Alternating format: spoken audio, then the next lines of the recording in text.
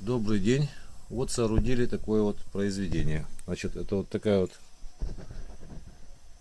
сучок такой попался. Ну, вот чем-то напомнил мне бабушку в лесу, которая заблудилась или что-то такое.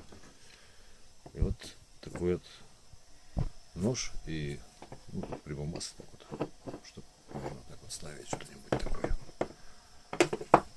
Брусок нож, например, острый со вкусом. Так, и далее по ножу по самому. Сейчас я вот попробую поставить эту камеру и рассказать вам про нож.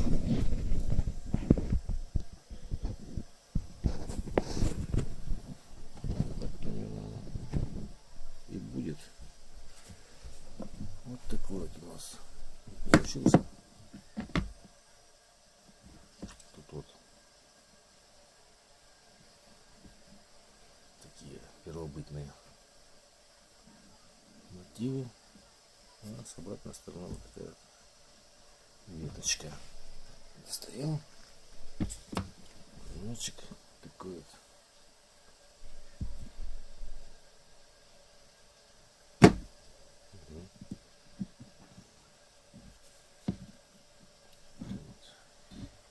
Не знаю, или не хамончик видно.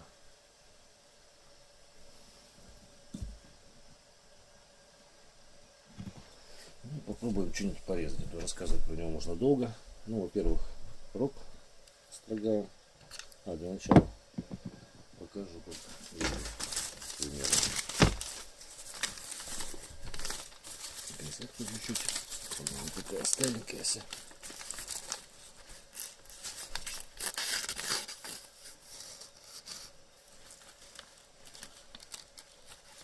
Вот сейчас подышу. Вот так режет. Плюс вообще прям вот двумя пальчиками я держу.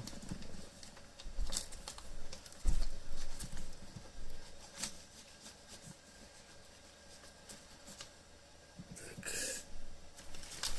Пожалуйста, стружку такую. На газете можно стружечку-то полностью можно вот так вот резать. Так, далее. Что там попало?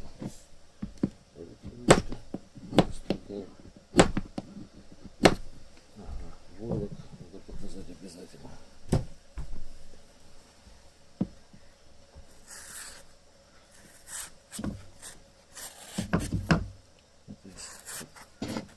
На пальчиками опять держу.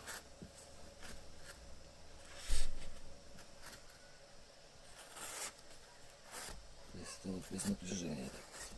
Я не знаю, конечно, не профессиональный заточник, но что-то так вроде режет. Так, говорят, вот якутский нож вот, на кухне плохо. А я вам докажу, что нет, не так. Хлеб, да, ровно не порежет.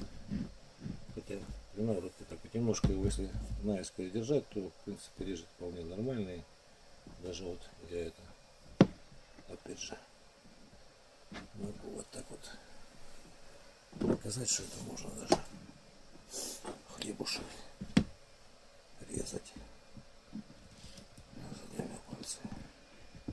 Вот. Вот так.